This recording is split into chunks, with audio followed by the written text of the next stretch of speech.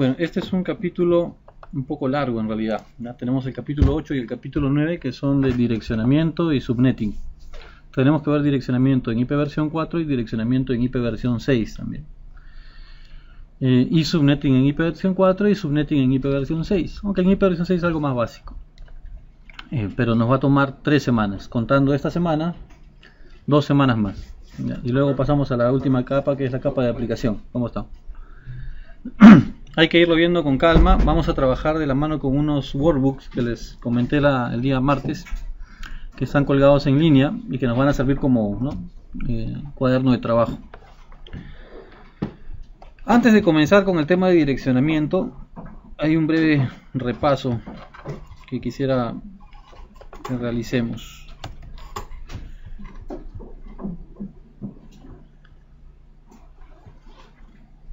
Es este cuadro. Ahorita vamos a hacerle el zoom.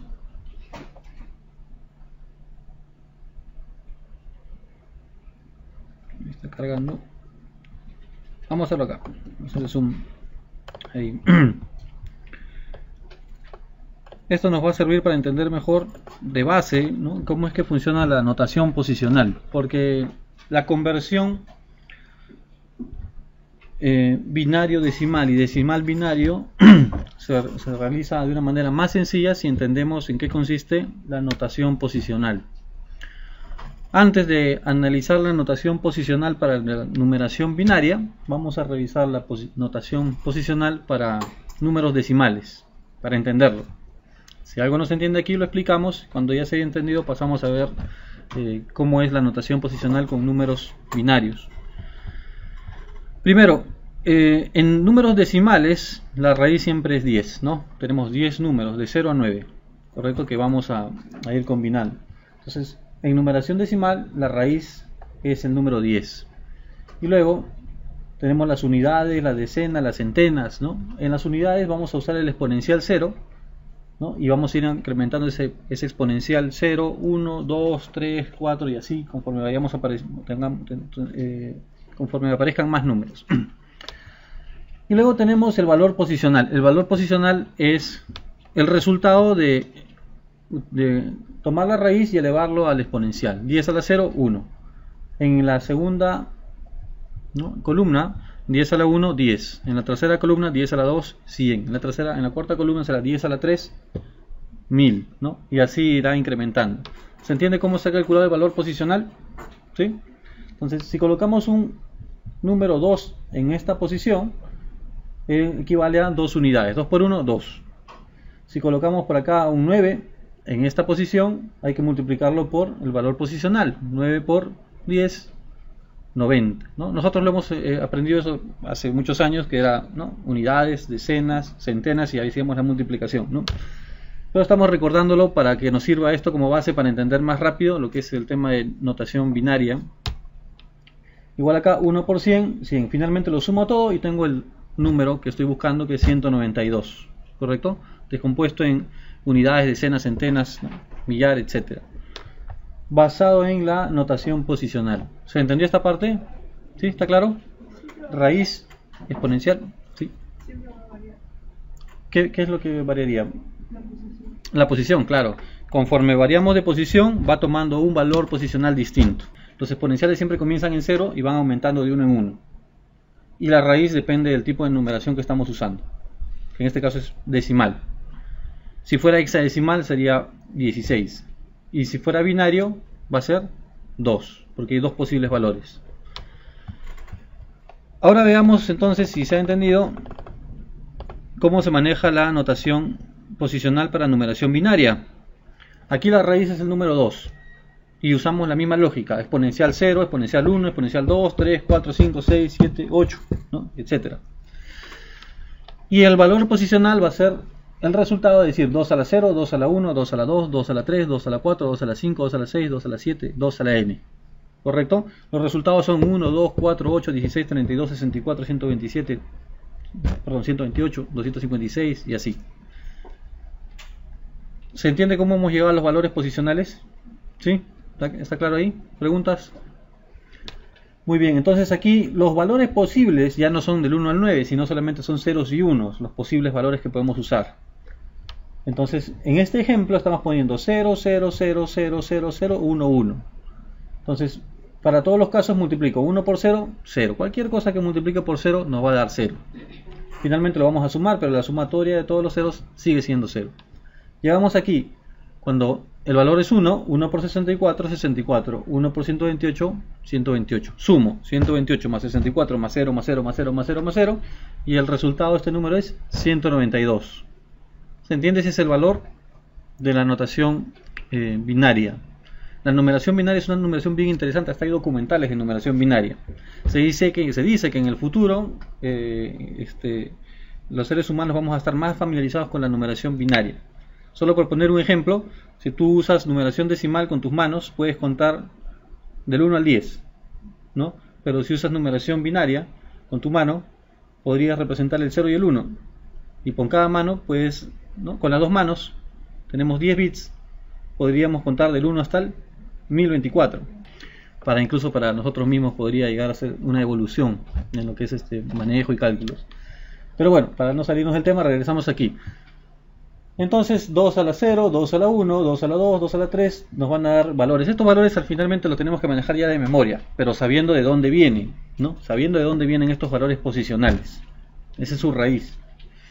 Recuerden, entonces es 1, 2, 4, se va multiplicando por 2, ¿no? 1 por 2, por 2, por 2, por 2, es una manera más fácil de recordar quizás, ¿no? Peso 1, peso 2, peso 4, peso 8, peso 16, peso 32, peso 64 y peso 128. Y de esa manera podemos hacer la conversión de una manera sencilla. Ejemplo, entonces vamos a hacer un ejemplo acá. Vamos a un ejemplo acá. Si tuviera el número 1, 0, 1, 0, 1, 1, 1, 1, 2, 3, 4, 5 y 1 más. ¿Cuál sería su valor en decimales? Tendríamos que sumar, ¿no? El primero tiene peso 128. El segundo tiene peso 64, pero como es 0 no lo sumo. ¿Correcto? O sumo 0 en todo caso, porque 64 por 0 es 0. 32 por 1, 32. 16 por 0, 0. 8 por 1, 8. 4 por 1, 4. 2 por 1, 2. 1 por 1, 1. La sumatoria de esto me va a dar el valor en decimales que representa este número binario. ¿Se entiende hasta ahí? ¿Sí? ¿Se entendió? ¿Cuál sería el resultado?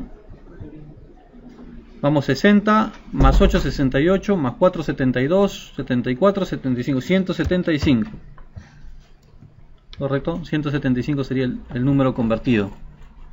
Entonces vamos a asociar cada posición de bit con un valor posicional. Y de esa manera la conversión se va a hacer más sencilla, más amigable. ¿Preguntas? ¿Hasta ahí estamos? ¿Sí? Otro ejemplo más, a ver, uno más sencillo. 1, 1, 1, 0, 0, 0, 1, 0. ¿Cuál sería el resultado de la conversión? 128 más 64 más 32 más 0 más 0 más 0 más 2 más 0. ¿Cuál es el resultado? 192, 224 más 2, 226. Esta conversión al final la tenemos que hacer de forma mental, pero primero hay que practicar para poder llegar al punto en el que la conversión la hagamos mentalmente, ¿no? Vamos sumando mentalmente, vemos el 1 y vamos sumando mentalmente. 128 más 64, voy 160 y así vamos sumando mentalmente. Esta es conversión binario decimal y la manera más sencilla de hacerlo es así, ¿okay? Usando notación posicional. Así como tenemos que manejar la conversión binario decimal, también tienen que manejar la conversión decimal binario. Para la conversión decimal binario, Cisco nos ofrece una técnica que se basa en divisiones sucesivas sobre 2, pero es relativamente engorroso porque utiliza restas y divisiones. Y yo les voy a enseñar otra técnica que es un poquito más sencillo porque simplemente se trata de hacer sumatorias, ¿no? Digamos que tenemos 192 y queremos representarlo con 8 bits, porque en IP versión 4 vamos a trabajar con bloques de 8 bits. ¿Cómo representaríamos 192 con 8 bits? El primer bit tiene peso 128, entonces si le pongo 1, ya voy 128.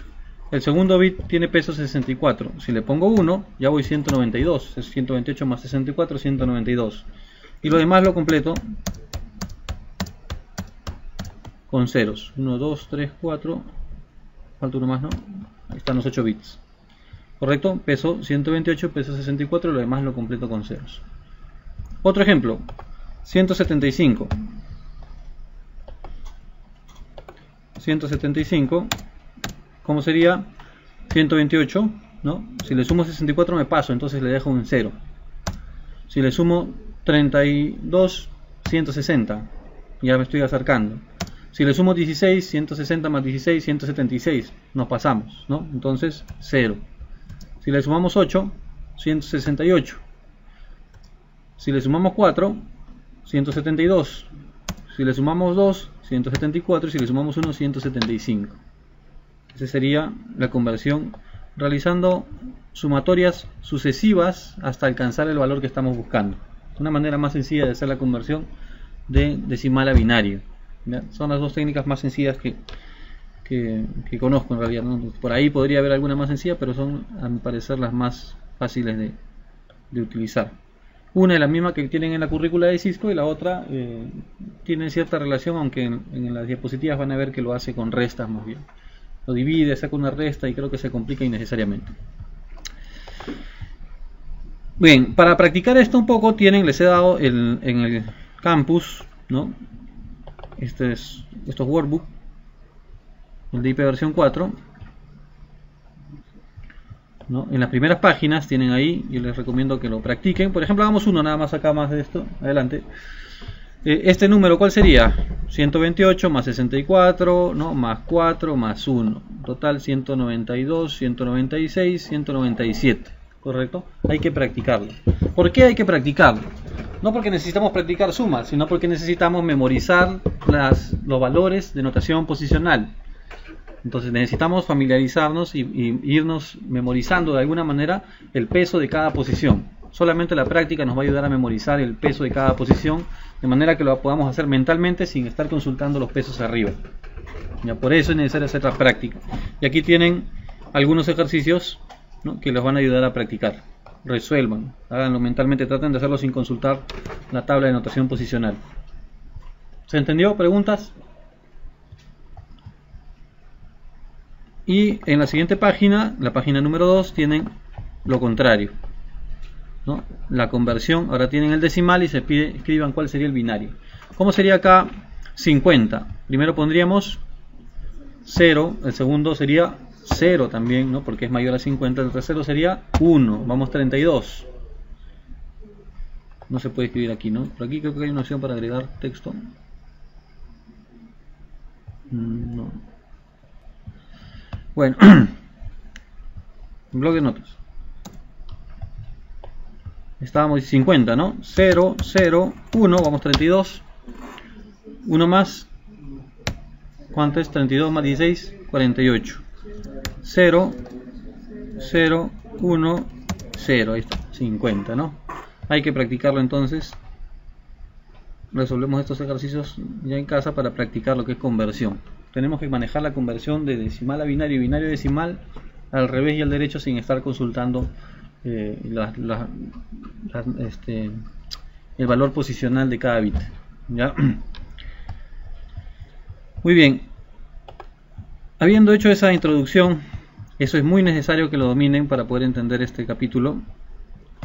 Vamos a comenzar con el tema de hoy día, que es direccionamiento IP versión 4.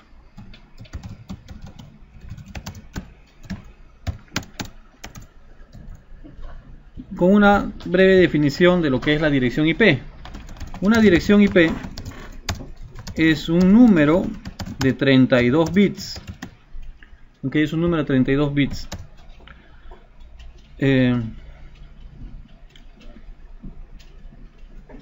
Representado en grupos de 8 bits llamados octetos. Cada grupo de estos 32 son 4 octetos, ¿no? Cada uno de estos grupos se le va a llamar octeto.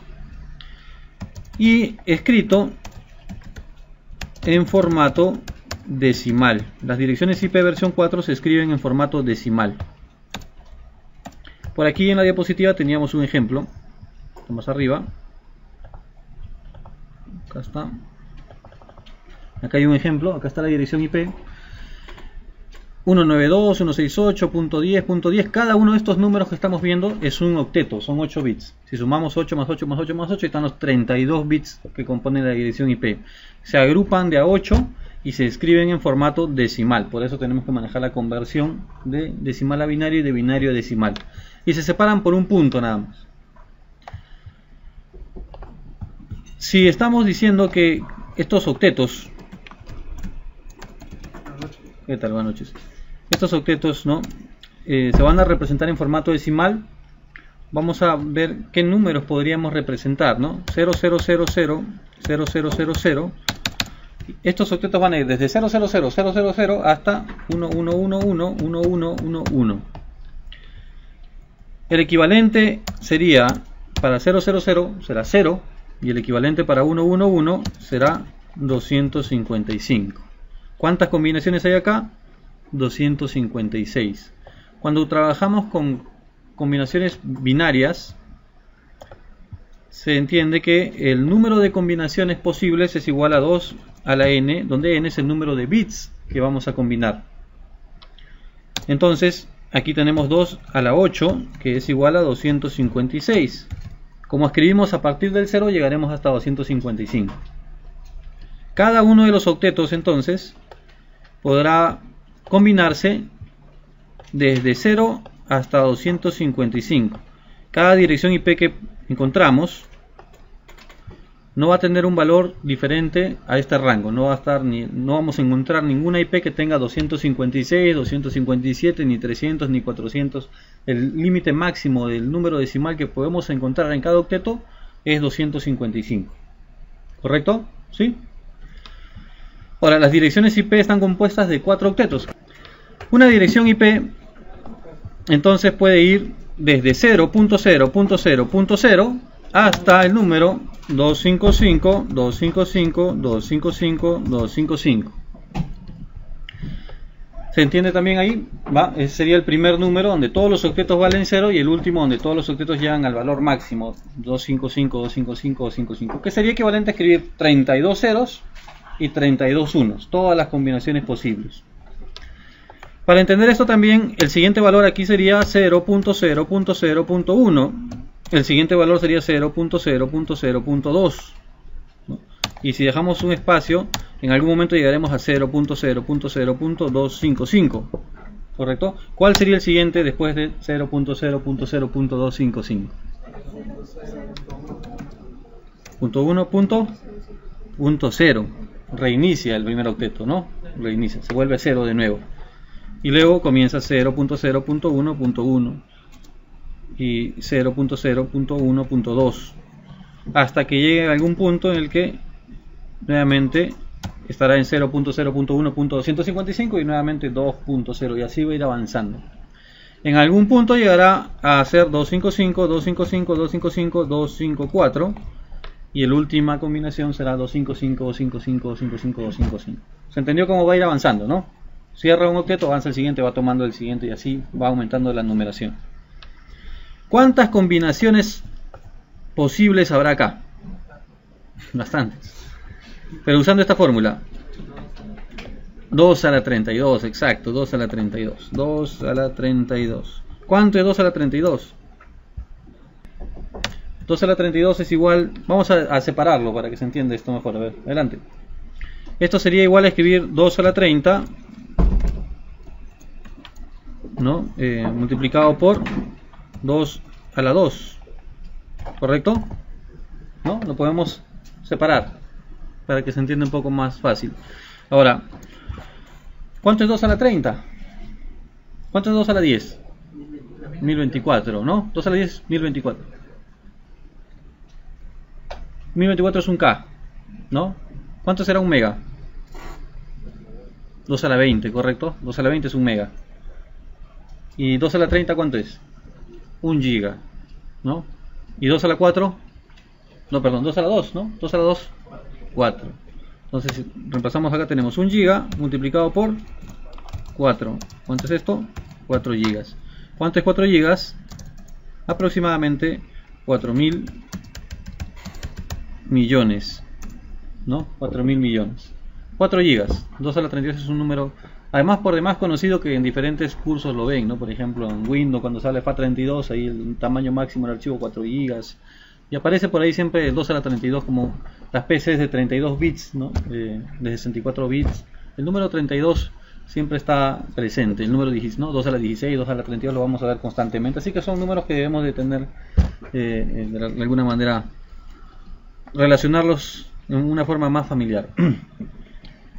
Bueno, 4.000 millones de combinaciones disponibles con IP versión 4. Aparentemente era un número inacabable, sobre todo cuando las direcciones IP pues solamente la usaban las universidades, los centros de investigación y algunas instituciones del Estado. Parecía que era demasiado simplemente, ¿no? Pero finalmente ya sabemos todos que realmente quedó corto para la cantidad de IPs que se necesitan. Bueno, este rango de direcciones IP se repartió o se dividió en partes, ¿okay? Y ahí inicialmente se definieron clases de direcciones. Las direcciones IP se repartieron en 5 clases: la clase A, la clase B, la clase C, la clase D y la clase E. Hay 5 clases de direcciones IP, y aunque en la actualidad ya no se utilizan el direccionamiento con clase, sí es necesario para cualquier administrador de red o cualquier persona que trabaje con direcciones IP, es necesario conocer cuáles son las clases y para qué sirven las clases. Entonces vamos a revisarlas. ¿Cómo saber que una dirección pertenece a una clase u otra? Esto depende de los primeros bits. De esos 32 bits depende de los primeros. Y como los primeros bits están en el primer octeto, también se dice que depende del primer octeto. Cuando el primer bit, ¿okay? Si el primer bit es 0, no importa lo que venga después, pero estamos acá, voy a poner la B en minúscula para indicar que son bits, no son números decimales. Cuando el primer bit es 0, sin importar lo que venga luego, se dice que esta es una dirección de clase A. Adelante, una dirección de clase A. ¿Cómo saber que es una dirección de clase B? Cuando el primer bit es 1 y el segundo bit es 0, se trata de una dirección de clase B.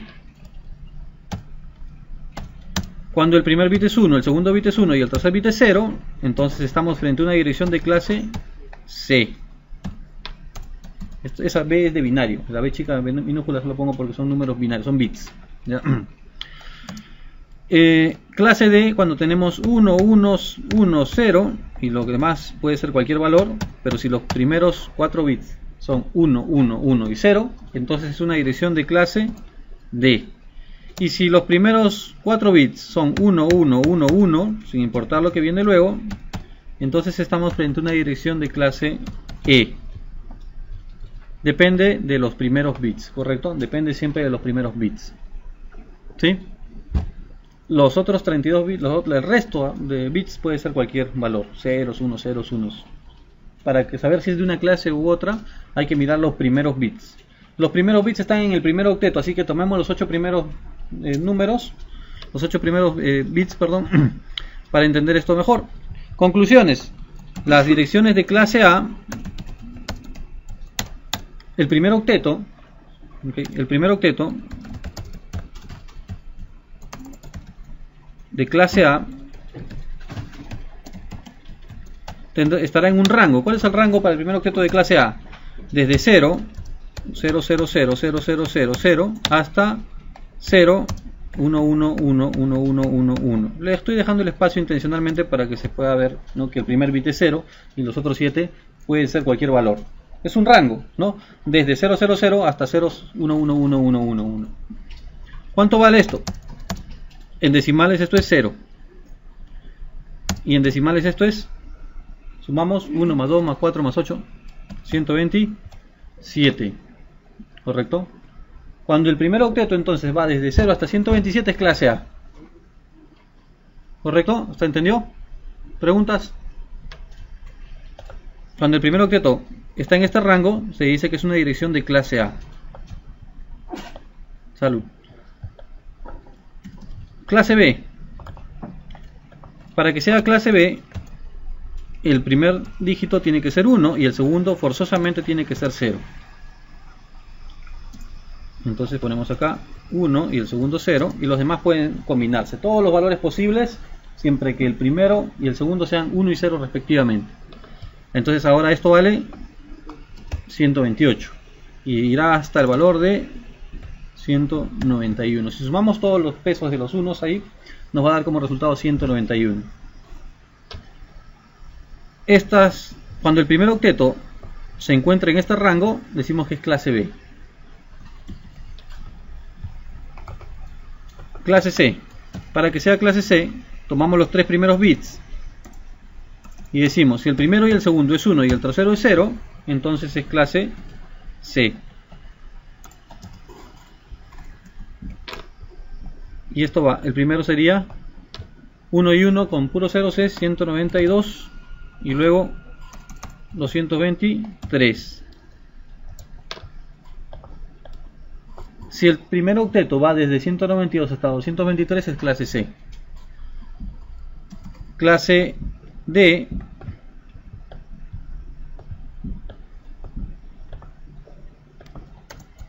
Clase D.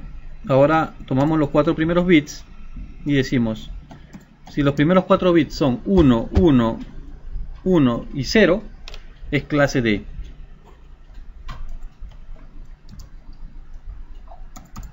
Uno, 0. Esto será 224 y este último 239 sería el valor correcto, el valor que resulta de esta combinación de unos y ceros. Y el último, la última clase dice,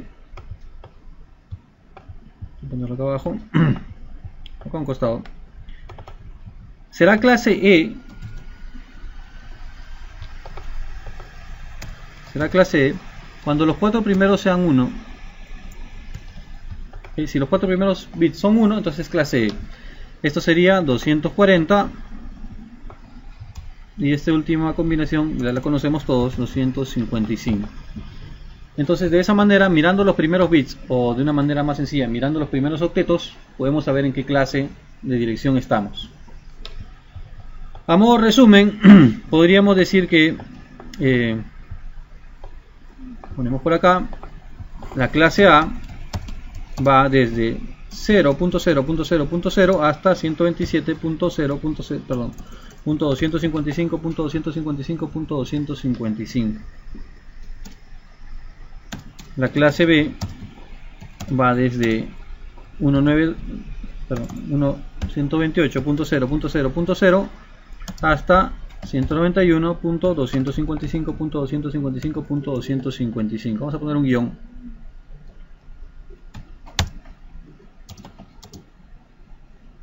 Esos serían los rangos, ¿no? Vamos a revisarlo de nuevo. A ver. El primer octeto va de 0, por lo tanto 00000 hasta 127, y la última combinación posible 255, 255, 255. En la clase B desde 128.0.0.0 hasta 191.255.255.255. La clase C va desde 192.0.0.0 hasta 223.255.255.255. Ah, perdón, me salté algo. Aquí, arriba, ¿no? Arriba. Aquí arriba es. Aquí está el rango, ¿no? De 128 a 191, de 128 a 191. Y en clase C, de 192 hasta 223.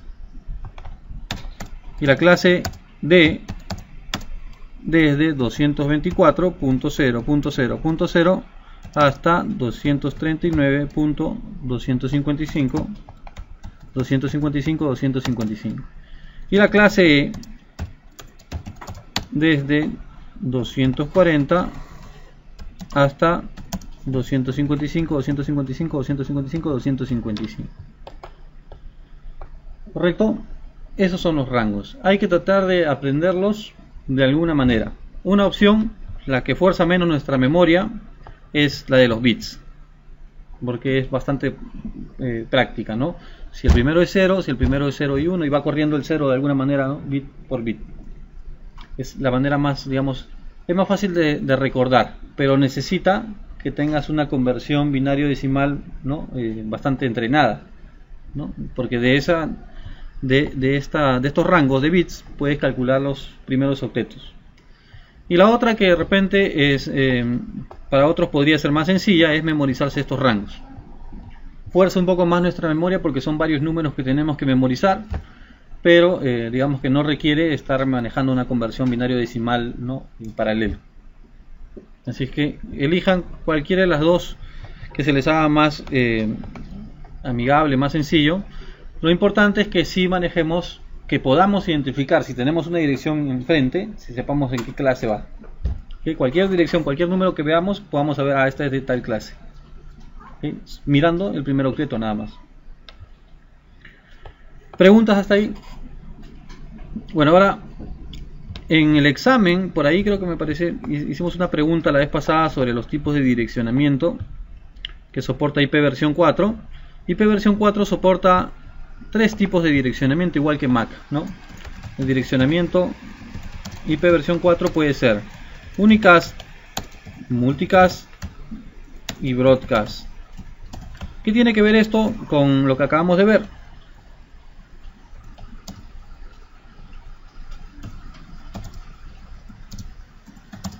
Lo siguiente, en función a estas clases, ¿no? Nosotros ya podemos deducir algunas de las direcciones.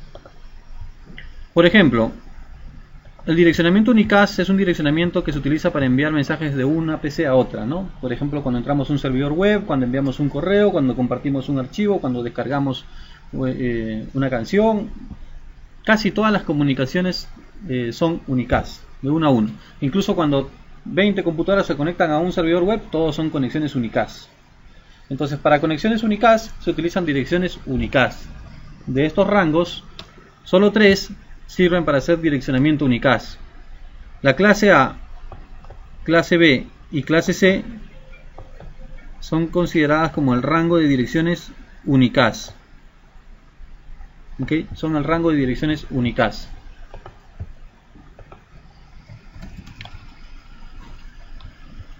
La clase D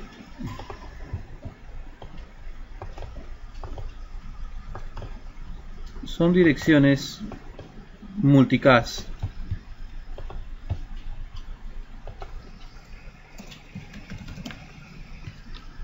Y la clase E son direcciones reservadas.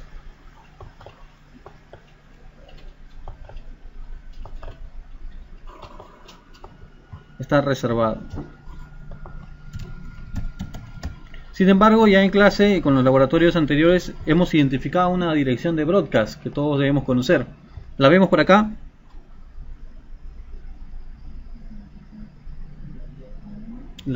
¿Cuál sería la broadcast acá visible, que está ahí a la vista, que podemos detectarla solo con mirarla? Esta de acá, 255.255.255, es la famosa dirección de broadcast. Esta es una dirección de broadcast.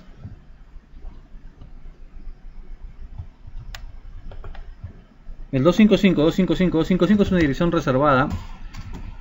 Salud. Ok. Es el broadcast que representa a todos los hosts. Ok, todos. Este broadcast representa a esos, a todos los hosts. Que a esos millones de combinaciones posibles están representados por esta dirección de broadcast. Pero no es la única dirección de broadcast. Hay otras direcciones de broadcast que vamos a ver y que vamos a usar más frecuentemente y que están acá camufladas dentro de las direcciones unicast. Aquí también hay direcciones broadcast, pero una dirección broadcast, salvo esta que se puede reconocer fácilmente, una dirección broadcast que se encuentre dentro de este rango no se puede identificar por el primer octeto, sino se identifica mirando los últimos bits. ¿Sí? Como lo vamos a ver ya en la siguiente sesión, que vamos a ver el tema con más detalle. Pero sí debemos saber que aquí están las direcciones unicast, y dentro de estas direcciones unicast, que son la gran mayoría, hay algunas direcciones de broadcast. que podemos nosotros identificar. Pero las direcciones sirven. Si yo uso una dirección de broadcast es porque le quieren enviar un mensaje a todos, ¿no? Si es una dirección multicast le quieren enviar un mensaje a algunos equipos. Y si es multicast, y si es únicast, de uno a uno, ¿correcto? Entonces de esa manera vamos a usar nosotros las direcciones IP. Hay direcciones IP que son direcciones especiales, ¿okay? Direcciones IP consideradas direcciones IP especiales y reservadas. Vamos a ponerlas por acá. De esos rangos de combinaciones que estamos viendo ahí, debemos saber que hay algunas que son especiales. Direcciones IP reservadas y especiales. Por ejemplo, la 0.0.0.0 significa todas las redes y no se la podemos poner esa IP a ningún equipo. Es una IP reservada, que no la podemos colocar en ninguna computadora. La 255, 255, 255, 255, ya lo mencionamos, es todos los hosts, es el broadcast, y tampoco se le puede poner esa IP a un equipo, está reservada. Otra más, la 127.0.0. Bueno, este es un rango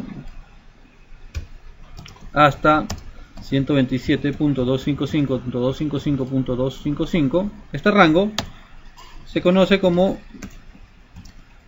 la loopback o localhost también. Ese rango también está reservado. Todo lo que comience con 127 está reservado. No se puede, no tienes que configurar en una computadora porque en realidad ya está configurado en todas las computadoras. En esta computadora, si yo hago un ping a la 127.0.0.1, me va a responder. Pero realmente no está saliendo ningún mensaje por la tarjeta red porque este es un ping local. O se llama de loopback, de lazo cerrado. Utilizo esa dirección para hacer una conexión al mismo host. Por eso también se le llama host local. Una conexión, digamos, local. Se usaba inicialmente para ver si la pila de protocolos TCP/IP ya estaba correctamente instalada, ¿no? Porque antes teníamos que instalar el driver de la tarjeta red y verificar si estaba trabajando bien a nivel de software. Entonces, haciendo un ping, por ejemplo, a la loopback, podías verificarlo. Es un rango, es decir, no solamente está la 1, sino también la 2, la 3, la 255, la 255, 255, 254 y todo el rango está configurado en la tarjeta y está disponible para utilizar. ¿Correcto? ¿Se entendió? Esa es la dirección de loopback. Todo ese rango no lo podemos poner a ninguna computadora porque todas lo asumen como dirección IP local.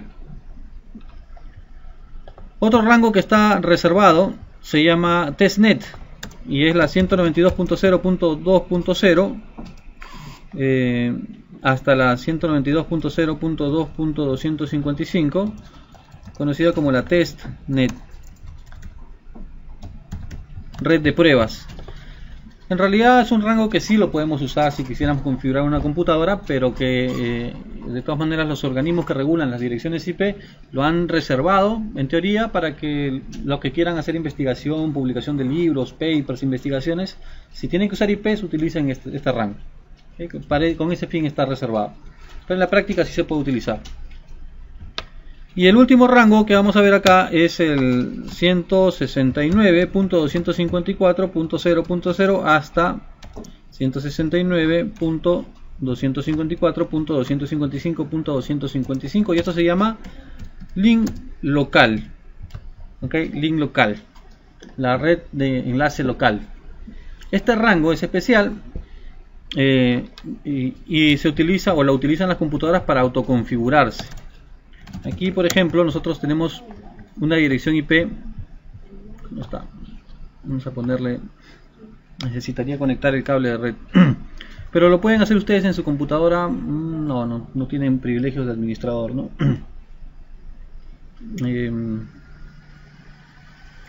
Voy a intentar hacerlo desde una máquina virtual.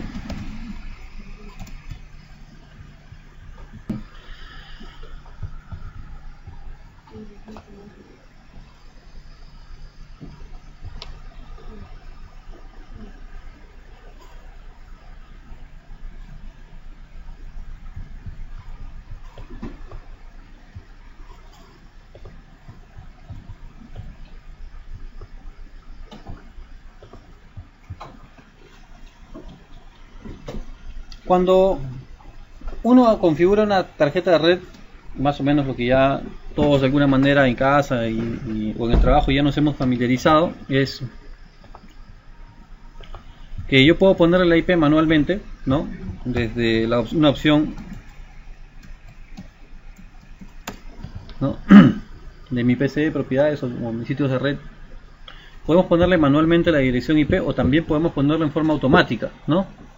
Cuando lo ponemos manualmente, nosotros ingresamos los números, ¿no? de manera manual en la tarjeta, y cuando ponemos en forma automática esperamos que un servidor, ¿no? llamado servidor de DHCP nos provea la configuración IP, máscara, puerto, enlace, DNS de manera automática. Pero eso requiere de un servidor de DHCP. En casa, por ejemplo, cuando nos conectamos con la notebook y dejamos configuración automática, el que hace la función de servidor de DHCP es el módem que nos instala el operador. Él nos provee esa información. Pero si tuviéramos 10 laptops o 10 computadoras de escritorio y las interconectamos solo con un switch, ¿okay? Armamos una pequeña red LAN solo con un switch y no tenemos un servidor de DHCP a la mano y no queremos configurarle manualmente las direcciones IP en las tarjetas, las computadoras van a tener la capacidad de autoconfigurarse. Se van a ellos mismos a asignar una dirección. Esa dirección se llama dirección de enlace local y la dirección que toman es de ese rango, 169.254.xx. Cuando no tenemos servidor de DHCP y ponemos configuración automática y ejecutamos el comando ipconfig, van a ver que de no haber el servidor, la computadora asumirá una dirección en ese rango. Aquí, por ejemplo, está en modo automático. Vamos a ver si adquirió una dirección IP. Aquí asignó, esta dirección IP será asignado al servidor de DHCP. Vamos a tener que dejar esto para después entonces. Si no hubiera un servidor de DHCP, lo que veríamos es que la dirección IP que se autoconfigura la computadora es la 169.254.xx. Y lo interesante es que si ponemos las 30 computadoras en red, cada una se va a asignar una IP de ese mismo rango, pero no va a haber conflictos de IP, ¿no? El protocolo RP se encarga de averiguar, ¿no? de asegurarse que no exista ningún conflicto y que todas se pongan un número distinto. Como que antes de ponerse la IP la anuncia a las demás y si nadie reporta conflicto recién se pone la IP. Estas redes de enlace local no pueden conectarse con otras redes, o sea, nunca la podría usar para salir a internet, pero sí la podría usar para compartir archivos, ¿no? impresoras, etcétera. Hasta en teoría pues un ama de casa, alguien que no tenga ningún conocimiento de redes, podría comprarse las computadoras, conectarlas al switch, entrar a Explorador, mis sitios de red y ver a las demás ya en red, porque las computadoras se van a autoconfigurar. ¿Correcto? Y para eso se utiliza esta red de enlace local. Entonces, si tenemos que configurar una red, no debemos usar este rango porque también es un rango reservado. ¿Correcto? Este también es un rango reservado.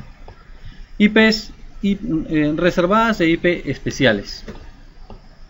También existen las direcciones IPs privadas y las direcciones IP públicas, que son otras direcciones que también debemos de conocer.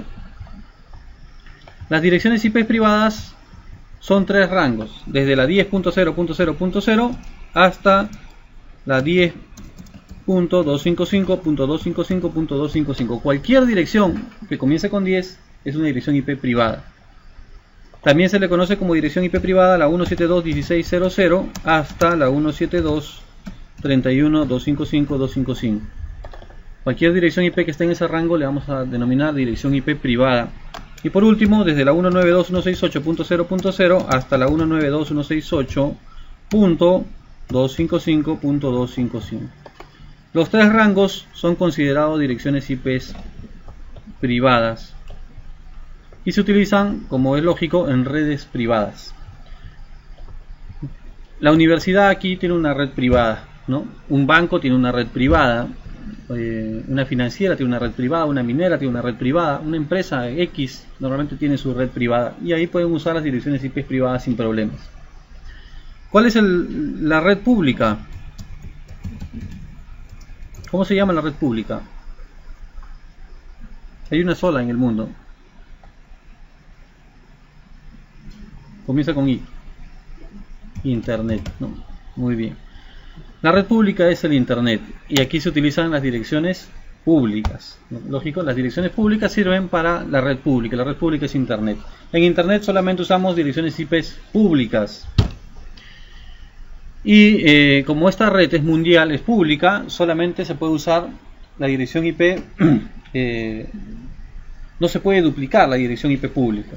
En cambio, en redes privadas, tú en casa puedes tener la red privada de 192.168.1.0 y de repente el vecino también, y acá en la universidad también, y en todas partes puedes repetir porque son privadas, no hay problema, se pueden repetir. Pero en una red pública, que es una gran red, no se puede repetir dirección IP. O sea, todas esas direcciones IP públicas tienen que ser únicas en el mundo. Y ahí es donde viene el problema del agotamiento de las direcciones IP. Las direcciones IP que son agotables son las direcciones IP públicas. Las privadas no se pueden agotar, porque tú puedes repetirlas en todo el mundo y no pasa nada. Pero las IP públicas sí son un recurso agotable, porque la asignas a alguien y ya no la puedes asignar a nadie más. Y conforme van apareciendo más conexiones a Internet, se van agotando las direcciones IP públicas. ¿Cuáles son las direcciones IP públicas? Todas las demás. Todas las que no sean ni clase D ni clase E, ¿no? Porque son reservadas para multicast y general reservado para investigación, ni tampoco estén en estos rangos, son ni sean IPs privadas, son consideradas direcciones IPs públicas, ¿correcto? Las direcciones IPs privadas y las direcciones IPs públicas solamente las vamos a encontrar en las tres primeras clases, únicas. Y las públicas son todas aquellas que no sean ni reservadas, ni especiales, ni privadas. Todas las demás simplemente. Entonces, si tenemos la 9.9.9.9, miramos pública, ¿no? La 199.0.5.6, miramos ahí pública. Cualquier dirección que no esté en esos rangos que hemos mencionado se considera dirección IP pública. ¿Correcto? ¿Sí? Muy bien. ¿Cuál es la diferencia entre una IP pública y una IP privada? Bueno, ya hemos dicho, primero las públicas son un recurso agotable, solo puede asignarse una, no se puede repetir la dirección IP pública en el mundo. Las privadas sí. Inicialmente las empresas, no todos necesitaban conectarse a Internet. La necesidad de conectarse a Internet recién viene en los primeros años de la década de 1990, para ser más específico 1992, cuando se da el boom de la World Wide Web y empiezan a conectarse las empresas a Internet y todo el mundo empieza a conectarse a Internet, y entonces se dan cuenta que las direcciones IP no van a alcanzar, ¿no? Pero hasta antes de eso las direcciones IP se asignaban digamos sin mayor preocupación. Ahí está. Bueno, vamos a explicar esta parte. 1, 2, 3, 4, 5 routers. No quiere mencionar, ahí están, ya, ahí están.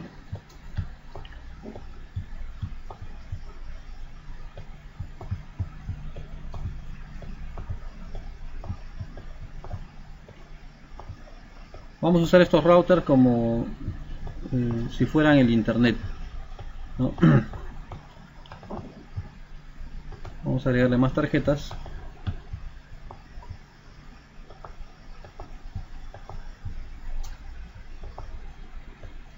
Como sabemos, el Internet está compuesto de una serie de equipos de comunicaciones en donde los routers toman un papel, ¿no? O cumplen un papel muy importante.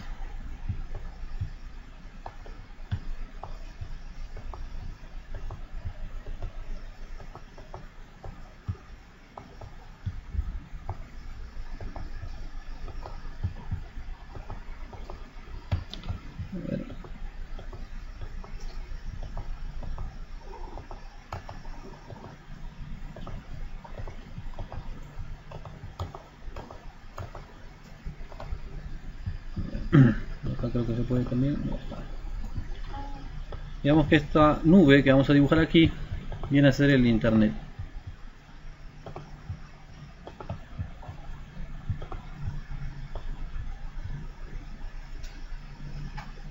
Una nube media fea, pero ahí está. Y nosotros en casa o en una oficina, ¿no? En una empresa, conectados a Internet a través de un router y algunos servidores famosos podrían ser, por ejemplo, podría ser esto, no sé el nombre, vamos a poner ver nombres. Modelos no. Este podría llamarse Google. Este podría ser Hotmail. Y los servidores que quieren tener presencia en internet deben tener una IP pública. Vamos a ponerle un número, 200.10.10.10. Acá vamos a ponerle la 33.33.24.100. Estas son direcciones IP públicas. Estos servidores necesitan direcciones IP públicas. Los routers que están conectados y que forman parte del internet también tendrán direcciones IP públicas, porque el internet es una red pública y para conectarte a internet tienes que tener direcciones IP públicas. Ahora, cuando nos conectamos desde casa, porque algunos dirán, pero yo cuando me conecto en casa no tengo una IP pública en mi computadora, no tengo una IP como esta, por ejemplo, ¿no? Que es bastante clásica por acá, 192.168.1.33, ¿no? Y esa IP de los rangos que hemos visto está en el rango de IPs privadas. ¿Y cómo es esto de que yo con IPs privadas no puedo navegar en internet? Porque yo en casa sí navego en internet, ¿no? Analicemos primero cómo funciona esto. Digamos que queremos enviar un mensaje que va dirigido desde, ¿no?, mi dirección IP 192.168.1.33 hacia el 200.10.10.10. Ese es el mensaje. El mensaje, por un momento imaginemos de que el router lo envía, porque en realidad normalmente aquí nada más ya lo filtran, pero supongamos que lo envía. Llega a la red y los routers ven la dirección IP de destino pública y ellos encuentran la mejor ruta para llegar y entregar el mensaje al servidor. Y él tiene que responder. Pero hay un problema. Así como nosotros tenemos esta IP, hay otros usuarios en casa, ¿no? De hecho hay miles de usuarios que en sus casas están conectados también a internet de alguna forma y que están usando esta misma dirección IP. Y es posible que utilicen esta misma dirección IP porque esta es una dirección IP privada, ¿correcto? Se repite esta dirección IP. Entonces, si de alguna forma este mensaje realmente llegara al servidor de Google, cuando él responde, los routers no tendrían la menor idea de a dónde entregarlo, porque hay miles de computadoras en el mundo que tienen la misma dirección IP privada, porque las direcciones IP privadas sí se repiten, ¿correcto? Entonces, como no hay forma de que los routers pudieran encontrar dónde está el origen, porque esa IP se va a repetir en diferentes partes, en internet ningún router tiene ninguna ruta hacia una IP privada. Eso está restringido de alguna manera. Ningún operador va a configurar ninguna ruta a una IP privada, porque se entiende que las IPs privadas no son enrutables en la red pública, porque en la práctica no habría forma de enrutarlo. ¿Cómo podrías decirle a este router quién es el 33? Él o los otros 25.000 usuarios que tienen la misma dirección IP. No habría forma. ¿Se entiende? No hay forma de enrutar direcciones IP privadas en internet porque las IP privadas se repiten. Entonces no podríamos saber para quién va la respuesta. ¿Se entiende esa parte? ¿Sí? Entonces la pregunta es, bueno, ¿y cómo entonces es que podemos navegar? Porque si no probamos en casa, si entramos a los servidores, ¿cómo es que el paquete regresa finalmente? Para poder navegar en internet con IPs privadas hay dos técnicas utilizadas. Una de ellas es usar un servidor en nuestra red. Las empresas lo hacen bastante, ¿no? Aquí la universidad, por ejemplo, me parece que lo hace también, que es el servidor proxy, ¿no? El servidor proxy. El servidor proxy se conecta a la red, ¿no? Y al servidor proxy le ponemos una IP pública, ¿no? Por ejemplo, vamos a ponerle la 100.10.10.1. Al servidor proxy le ponemos una IP pública, y como él tiene una IP pública, él sí puede ir a internet y preguntar y navegar y enviar consultas a los servidores públicos. Entonces lo que hacemos nosotros es, si quiero entrar a Google, si quiero entrar a Hotmail, si quiero entrar a Facebook, realmente no soy yo el que voy a internet, sino le digo al servidor proxy, tráeme esta página, tráeme la página de Hotmail, tráeme la página de Google, tráeme la página de Facebook, y él es el que sale a internet y la trae con su dirección IP y me la entrega. Un servidor proxy se puede configurar, por ejemplo acá, ¿no? En opciones, ¿no? Avanzado, red, configuración. Aquí podríamos poner manualmente cuál es la IP del servidor proxy de la red, y de esa manera mi navegador no va directo a internet, sino lo hace a través de un servidor proxy, y él, como tiene IP pública, va a traer la página y me la entrega. De esa manera se soluciona el problema, y además el servidor proxy puede controlar qué voy a traer y qué no voy a traer. Se usa bastante en las empresas para controlar el tráfico hacia internet. ¿Se entiende? ¿Sí? Y la otra opción, porque en casa no tenemos para comprar un servidor proxy, ¿no?, ni para mantener un equipo que esté prendido solamente para que funcione como proxy, la otra opción, aparte de usar el servidor proxy, es usar una técnica llamada NAT, que significa traducción de direcciones de red. Y eso se habilita normalmente en el router. ¿Qué es lo que va a hacer el router? El router, que se conecta a internet y que lo pone el proveedor, viene con una dirección IP pública. Digamos que viene con la 100.10.10.254. El router viene con una dirección IP pública que lo conecta a él a internet. Cuando nosotros queremos conectarnos a internet, si no queremos usar el proxy, podemos usar el NAT. ¿Qué hace el router? Toma el mensaje que queremos enviar, entra en el mensaje que queremos enviar, ¿no?, que dice from, ¿no?, dice a la 200.10.10.10 desde la 192.668.1.33. ¿Qué va a hacer el router con ese mensaje? En cuanto el mensaje llega al router, él va a tomar ese mensaje y lo va a cambiar por otro, o mejor dicho, al mensaje le va a cambiar un campo. El campo de dirección IP origen se lo va a cambiar y va a colocar su propia dirección IP, 100.10.10.254. Voy a achicar un poco el tamaño de esto. Es decir, a ese mensaje que recibió el router le cambia la dirección IP origen, le pone su dirección IP, le traduce la dirección IP privada por pública con su propia dirección normalmente, y lo envía el mensaje a internet. Como el mensaje ya tiene direcciones IP públicas de origen y destino, ya puede llegar y regresar hasta el router. El router maneja una tabla de traducciones, y con esa tabla de traducciones, cuando el mensaje vuelve, sabe a quién tiene que retornarse. Y de esa manera navegamos normalmente en internet. En casa normalmente usamos NAT. Okay, en casa normalmente usamos, pero las empresas muchas veces prefieren usar un proxy porque tiene otras ventajas más aparte de la traducción, ¿no?, que es el control del tráfico hacia el exterior, ver qué usuarios están navegando, qué están viendo, ¿no?, y otras ventajas más. ¿Se entendió la diferencia? IPs privadas e IPs públicas. Las IPs privadas son un recurso agotable, y la pregunta ya casi para terminar por hoy sería, bueno, ¿y quién asigna las direcciones IP públicas? Yo me puedo poner una IP pública y navegar en internet. Tengo un servidor web, le puedo poner una IP pública sabiendo cuáles son los rangos. No, hay una organización que se encarga de la administración de las direcciones IP públicas, y esa organización se denomina ICANN. ¿Okay? Las direcciones IP públicas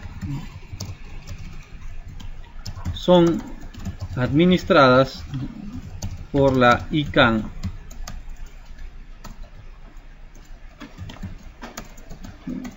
¿Cómo se escribe? ICANN.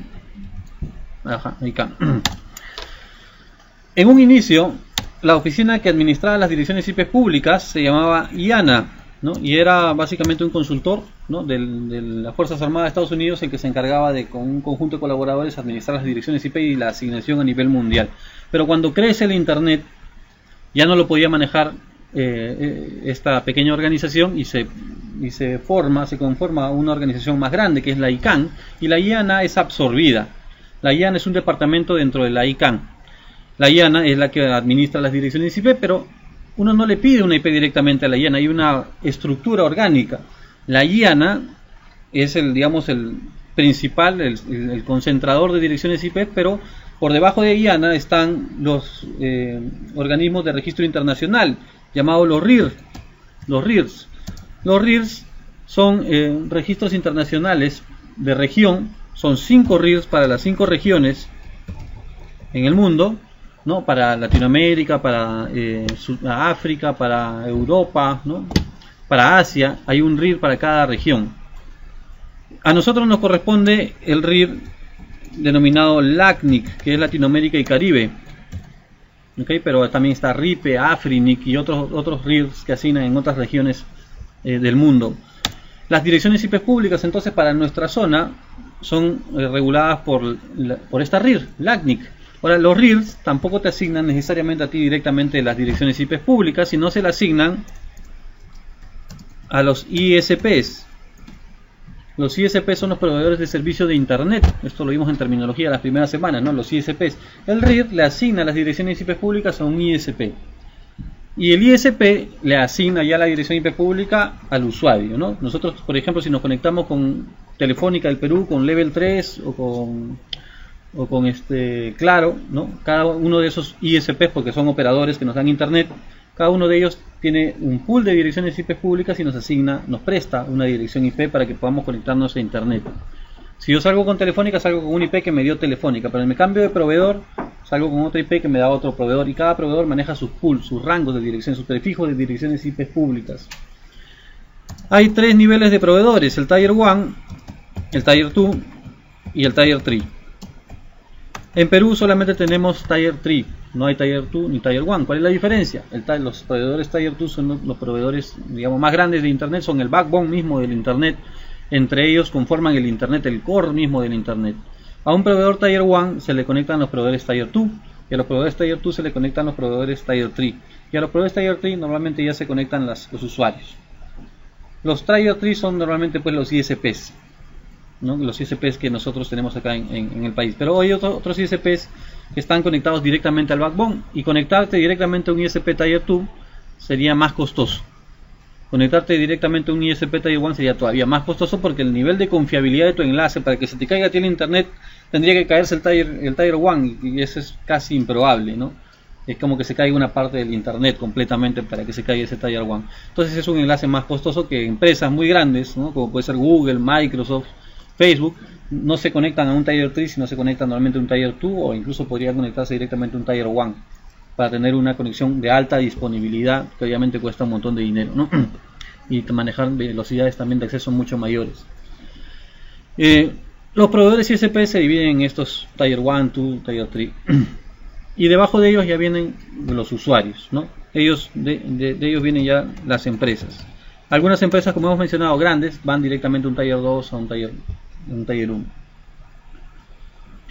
E incluso a nivel de direcciones IP, algunas empresas grandes también piden directamente al RIR un rango de direcciones IP, como es por ejemplo el caso de HP, el caso de IBM. Ellos tienen direcciones IPs que no son prestadas de ningún proveedor, son sus direcciones IP propias, ¿no? Son direcciones IP que ellos han adquirido. Por ejemplo, vamos a ver si tenemos acá internet, no sé si habrá, vamos a ver, www.hp.com.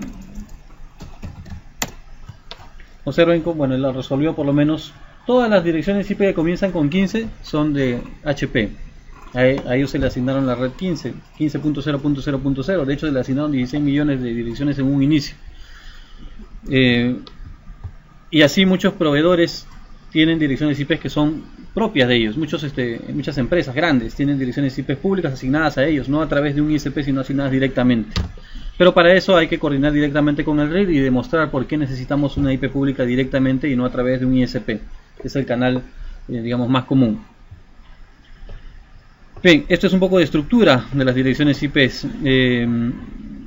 Y bueno, ya la siguiente sesión veremos un poco más sobre las porciones de la dirección IP, ¿no? Una dirección IP se divide en dos partes. Tiene dos porciones, pero eso lo vamos a profundizar ya la próxima sesión. Ya. Hasta aquí del workbook ya deberían poder resolver.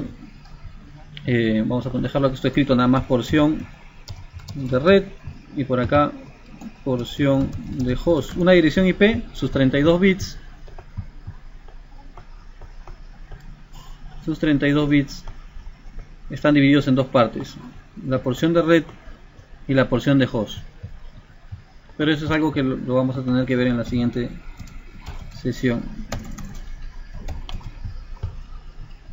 Regresamos al workbook. Ya hemos visto el tema de conversión, binario decimal, decimal binario. Y aquí tenemos el tema de clases, también debemos de practicarlo, poder mirar una dirección IP y saber de inmediato en qué clase es, ¿no? Clase A, clase B, este de aquí es clase C, este es clase B, ¿no? Clase C, clase A, y así deben de poder identificar. Mirando el primer objeto nada más poner de qué clases son. Practicar, más que nada. Seguimos bajando a ver si hay algo más por acá. Aquí también, bueno, esto ya no hemos podido llegar a verlo. Nos ha ido. Voy a tomarme solo 2 minutos para que puedan hacer esto, ¿ya? Y terminamos con eso. Una dirección IP tiene dos porciones, porción de red y porción de host. De eso se trata acá, identificar porción de red y porción de host y poner en un círculo, dice, ¿no? Circula la porción de host, acá circula la porción de red. ¿Cómo saber cuál es la porción de red y la porción de host? Inicialmente lo vamos a basar en las clases, luego veremos otras formas, pero basado en clases, la porción de red, a los octetos que representen la porción de red le vamos a poner la letra R, y a los octetos que representan la porción de host le vamos a poner la letra H de host. Ahora, una dirección IP tiene 4 octetos, podría ser RRRH, ¿no? O RRHH. Pongámoslo acá. Según las clases, la clase A, que tiene 4 octetos, el primer octeto es la red, el segundo octeto es el host, el tercer octeto es el host, el cuarto octeto es el host. La clase B, el primer octeto es la red, el segundo octeto es la red, el tercer octeto es el host y el cuarto octeto son los hosts. La clase C, solo nos interesan las 3 primeras clases, red, red, red y host. De aquí concluimos que si tenemos 24 bits para los hosts, son redes muy grandes. ¿Okay? Las redes de clase A son consideradas redes muy grandes, porque cada red tiene 2 a la 24 combinaciones de hosts. Cada red tiene para almacenar o albergar 16 millones de hosts. Las redes de clase B son redes medianas, porque cada red puede albergar hasta 65.535 hosts aproximadamente, ¿no? Luego vamos a ver que se le resta ahí un par de combinaciones. Y las redes de clase D son redes pequeñas, porque para cada red, ¿no? Hay muchas redes de clase C, pero todas son pequeñas, para 254 hosts nada más. Correcto, entonces hay redes muy grandes, redes medianas, redes pequeñas, ¿no? Hay pocas redes grandes, porque solo tengo combinaciones, ¿no? en un octeto para realizarlas. Hay, digamos, regular cantidad de redes medianas y hay muchísimas redes pequeñas clase C. ¿En qué consiste esto entonces? Observamos acá, ¿qué clase es esta? Clase B. Entonces los 2 primeros octetos son la porción de red. Aquí, ¿qué clase es? Clase A. Circula la porción de host. A los 3 últimos octetos son la porción de host. Luego está acá, es clase C. La porción de host será el último octeto. Esta de aquí es clase B, pero aquí circula la porción de red. Esta es clase A. Circula solamente el primer octeto. Y así, en eso consiste esta última parte del ejercicio. Hasta este punto entonces deberíamos de poder, hasta ahí nada más, llegar hasta la página 4 resolviendo y practicando. Háganlo para que podamos avanzar, ¿no? Sin complicaciones. La práctica es importante, con direccionamiento es muy importante.